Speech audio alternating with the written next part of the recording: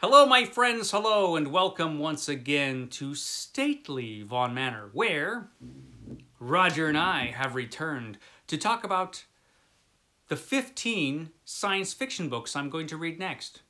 Or the next 15 science fiction books I'm going to read. One of those two. Anyway, I've got a shelf over there that you cannot see that has different stacks of books, and it's my TBR shelf, basically.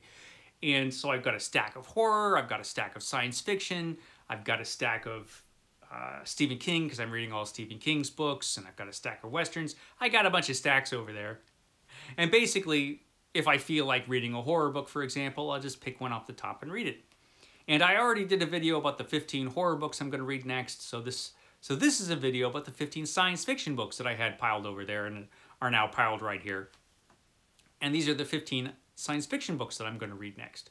It's thrilling, Roger. Everybody's thrilled. Everybody's thrilled. So, what are the 15 science fiction books that I'm going to read next? Well, this first one, well, it's one book, but it's two books, but it's four books. What is this? This is The Book of the New Sun by Gene Wolfe, or The Two Books of the New Sun, which is actually 4 books of the news. It's The Book of the New Sun. Let's pretend it's all one book. I'm pretending this is all one book. The Book of the New Sun. So this is the first half with this really cool cover. This is the second half with this other really cool cover. This is a science fiction novel which is also has also been very influential on fantasy, I think, because I think it's kind of borderline between those two things. But more of a science fiction novel, I think. I think that's how this is classified, so it's in my science fiction pile. It is a book I've been intending to read forever, and I'm kind of surprised I haven't read this yet. Originally published in 4 paperback volumes, I think. Were they originally published paperback? I don't know. But they're originally published as The Shadow of the Torturer, The Claw of the Conciliator, The Sword of the Lictor, and The Citadel of the Autarch. Yeah, Autarch, or Autarch. This, I don't have my glasses on. The Citadel of the Autarch. That's what it is. And like I said, I'm surprised I haven't read this yet, because this is supposed to be fantastic. And yeah, I'm an idiot for not having read this yet. That's why it's at the top. It's at the top of the pile, because I need to get to this. It's really long if you read them all at once, which I'm going to. But that's okay. That's okay. It's supposed to be really great. So I'm going to read that. Here's another book that I've had sitting around literally forever. This actually should be the one that's on top, because I've been meaning to read this book forever. And this is The Anubis Gates by Tim Powers. The Anubis Gates by Tim Powers, which my friend Justin gave me in the early 90s. And I'm like, yeah, I'll read that someday. So this really should be the next one that I read. I've heard that this is also kind of a fantasy novel. Or is it more science fiction? It says it's science fiction, but you never can tell. But I think it's science fiction. The Anubis Gates by Tim Powers. Backward in time to solve an ancient mystery and create some new ones. It's supposed to be great. So, yeah, I need to read this. So, yeah. There you go. I probably will put that at the top of the pile where it belongs. Next, Children of Dune by Frank Herbert. So, earlier, what was it? Well, within the last couple years, I've read Dune, and I've read Dune Messiah, and there's been a big break since Dune Messiah.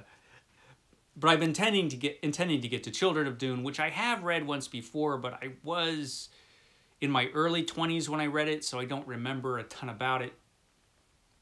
But all the Dune books I remember really enjoying. All the real Dune books, you know, the real ones, which were written by Frank Herbert. I remember enjoying them all, even though they got progressively weirder and weirder. But I remember this being pretty good. So Children of Dune. Gonna read this in the nearish future. And speaking of the future, this next one, Daybreak, 2250 AD. Daybreak, 2250 AD. Original title, Starman's Son, by Andre Norton. Of course, if it's a book called Starman's Son, it has to be written by Andre Norton. And I love this cover. This cover is great. I'm always wondering about this cat. What's going on with this cat? So I'm going to find out. I'm going to find out what's going on with this guy and that cat and this raft. And where are they going anyway? And what happened to this place? So Daybreak, 2250 AD, by Andre Norton. These questions must be answered and will be answered. So I'm going to read this one. This next one is a collection of stories that was edited by Heinlein, Robert A. Heinlein. This is Tomorrow the Stars. Tomorrow the Stars. So a science fiction anthology edited by Heinlein. And let's see. Can I find the contents? Yeah, here we go. So we've got a story by Jack Finian here, C.M. Kornbluth. Kurt Vonnegut has a story in here. Henry Kuttner, Lester Del Rey, Eric Frank Russell, Murray Leinster, the dean of science fiction. Isaac Asimov is in here with Misbegotten Missionary. Fritz Leiber's in here with Poor Superman, which I don't think I've read. So this actually has a bunch of stories I've never read, so that's going to make it extra cool. Tomorrow the Stars, edited by Robert A. Heinlein. And look at that awesome outfit. I want that outfit. It's futuristic. There you go. This looks cool. This is another science fiction anthology, which is the best science fiction from the year that I was born, which makes me really interested in reading it. This is the world's best. It's the world's best science fiction, 1971. The world's best science fiction from 1971. So yeah, I was born in 1971. So I'm curious, what was the best? What were the best science fiction stories in the year that I was born, according to Donald A. Wollheim and Terry Carr? According to them, well, Theodore Sturgeon's in here. Larry Niven, Isaac Asimov is in here for Waterclap, which I don't think I've read. Clifford D. Simak is in here with The Thing in the Stone. So there are some recognizable names, and some people I don't know. So we'll see. But world's best science fiction, 1971. I have a lot of these best of collections from around this time. I've got 67, 68, 69, 70. But I'm going to start with 71 because that's when I started. So there you go. The world's best science fiction, 1971. The next book is a book I saw reviewed on a great channel, Telltale Books, which is fantastic. You should watch that. Anyway, this was reviewed on that, and I've been wanting to read it since. This is The Human Termites. It's The Human Termites. Man, and look at that great cover. That's great. That's great. They planned the massacre of mankind. They planned the massacre of mankind. I could have read this for Garb August, I think, if you just... It's an animal attacks book, I think. It's you know, monster termites are involved somehow. Anyway, if you look up here, you'll see that it's 2 complete novels, because also in this book is The Ambassador from Mars. So this is by Harl Vincent. This is by The Human Termites is by David H. Keller, MD. David H. Keller, MD. He's a medical doctor. He knows what he's talking about when he's talking to you about human termites. So this is some real scientific stuff, I'm sure. But, I mean, this looks awesome. And actually, The Ambassador from Mars looks pretty cool, too. So, yeah, I'm going to be reading that. The next book I'm going to be reading is an Isaac Asimov book, which I don't think I've read. I don't think I've read this one. And this is Pebble in the Sky by Isaac Asimov. I've got a couple editions of this, but for some reason I've never read either one of them. So I'm going to read it. I'm going to read this Isaac Asimov book that I haven't read yet, Pebble in the Sky, which looks really cool. It looks really cool. So, yeah. Let me know if it's awesome or not. I'll read it anyway, even if it sucks. But it's Isaac Asimov, so it's probably pretty good. His books are usually pretty good, Isaac Asimov. That's why he's, you know, a big-time legend in science fiction. Pebble in the Sky. There you go. So this next one, I mean, to call it science, to call it science fiction is kind of a stretch, but it sort of falls under science fiction, although it's sort of fantasy science fiction. This is Swordsmen in the Sky, edited by Donald A. Wollheim, another Donald A. Wollheim anthology, and it's got this great Frazetta cover on it. And basically, this is a collection of stories that are like Sword and Planet stories that are inspired by the Mars series by Edgar Rice Burroughs. So it's got to be awesome, right? Swordsman in the Sky. It's got to be great. I've never read it. Great stories of interplanetary adventure. And this collection, which came out in 1964, has Paul Anderson in it. It's got Andre Norton, of course it does.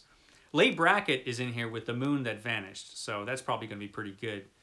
Otis Adelbert Klein has A Vision of Venus in here. Otis Adelbert Klein. Kind of hit and miss, that fella. Then we've got Edmund Hamilton with Kaldar, World of Antares. I like Edmund Hamilton, actually. He's very, very pulpy, but I like his stuff. So, Swordsman in the Sky. It looks pulpy and fun, so there you go. Does it have an interior illustration by Frazetta? Sometimes these did. It doesn't look like it does. It's got some interior illustrations, but I don't think they're by Frazetta. Although I could be wrong. That is a Frazetta cover, right? I'm not insane. Yeah, it is. The interior illustrations are by Jack Gogham. But yeah, that's Frank Frazetta right there. So there's that. And the next one I'll be reading is another anthology that looks really interesting. It is My Best Science Fiction Story. My Best Science Fiction Story. So, 2 editors asked the top writers a loaded question. What do you think is your best science fiction story? The result? This book. So, these editors asked these science fiction writers, hey, what's your best story according to you? And they picked the stories from these writers. And the writers that they were asking were Isaac Asimov, Eando Binder, Robert Bloch, John W. Campbell Jr., Edmund Hamilton, Henry Kuttner, Murray Leinster, Fletcher Pratt, John Taine, A.E. Van Vogt, Manly Wade Wellman is in here, and Jack Williamson. So we're going to have some good stories in this one when I get to it. So My Best Science Fiction Story. And look at that cover. How awesome is that? How awesome is that cover? I love these old science fiction covers with visions of the future from the past. They're great. So this next one I think was sent to me by David Olive from Book Blather, if I'm remembering right. This is a sequel to H.G. Wells' The Time Machine. This is The Time Ships by Stephen Baxter. And this is supposed to be really, really good. And so it's been sitting around. I've been intending to read this forever. The Time Ships by Stephen Baxter. It's on the pile over there. I'll get to it eventually. So yeah, Stephen Baxter's The Time Ships. Now, this next book I read when I had to have been 19. I think I was 19 when I read this. And I read an old battered copy, and I still have an old battered copy of Dangerous Visions, edited by Harlan Ellison. So this, at the time that it came out in the 60s, it was the 60s, right? Don't make me a liar. It was 1967. So when this came out in 1967, this was sort of a controversial anthology, or at least that was the intent. It was supposed to be science fiction stories that really pushed the envelope of, well, whatever envelope they were pushing. So I remember liking this anthology. I don't remember there being anything too terribly shocking in it, which might be because I was, reading it when I was, what was it? It was 1990 when I read this, I think. Somewhere around there. So it was, you know, it was around there somewhere. And I just don't remember, I don't remember anything too over the top or shocking about it. But then again, I don't remember too much about this anthology. I remember little bits and pieces of it, but that's it. Because, you know, it's been a while. It's been a day or two since I've been 19, you know, 1 or 2 years since then. So I want to get back to this and just really evaluate it, because this is still a book that people talk about. Remarkably, after all of these years, people are still talking about Dangerous Visions. You still see this pop up on people's booktube channels, for example, where people have vastly different opinions about it. So, yeah, I'm going to read this, Dangerous Visions, and just give my, you know, old man assessment of that book. The next book is one of those books that I'm surprised I haven't read yet. It's Needle by Hal Clement. It's Hal Clement's Needle. How have I not read this book? And look at that awesome cover. But yeah, another book that I've been meaning to get to that I haven't gotten to, Needle by Hal Clement. So I'm going to get to this one sooner rather than later. Here's another one. Here's another book. And I honestly, have I read this book? If I read this book, it was years and years ago. And it's Clifford D. Samack, so I know it's going to be great. Time and Again by Clifford D. Samack. Time and Again by Clifford D. Samack, which was one of, as far as I understand, one of Clifford D. Samack's major works. City by Clifford D. Samack is my favorite science fiction book. And I've never been disappointed by anything that I've read from Clifford D. Samack. He's a pretty darn good writer. So, yeah, I'm looking forward to this. Time and Again by Clifford D. Samack. Roger, is this next one? I think Roger stashed this next one on this shelf. Roger, is this a joke? Roger. So, this is a book I've been intending to get to. The problem is that it's huge. It's huge. It's the big book of science fiction. They're not lying. They're not lying. This book is big. This is edited by Anne and Jeff Vandermeer. It is the ultimate collection. It's ultimate. It's the ultimate collection. I don't know about that, but it is awful big. So this is one of those big books. It's one of those big books from Vintage that are ginormous with, you know, double-columned, endless double-columned pages. This one is how many pages long? 1,160? Yeah, 1,160 double-columned pages. And it's huge. It's gigantic. So I am going to get to this. Now, I was going to put this off indefinitely because I went and did this, or got myself involved with something called the 500 Book Challenge. The 500 Book Challenge is a challenge where I vowed to read 500 books that I already own before I will buy any new ones. And I'm only up to 70. I think I'm reading 71 right now. I think. I'll have to double check. Because I'll put them on the list and I don't look at it. I try to forget the 500 book challenge in my daily life. And I don't mention it much anymore. Because I figure if I just don't mention the 500 book challenge, everybody will forget about it. Right, Roger? If I just don't mention it on my channel at all, except for, I know you guys are hearing about it now, but just don't tell anybody. Just don't tell anybody about the challenge. So, if I just don't mention it very often, people will forget it ever happened. And then, like a year from now, somebody will be like, hey, Mike, are you still on the 500 book challenge? And I'll be like, what? Oh, no, man, that was over days ago. That's all over. I read those 500 books. It'll work out just that way.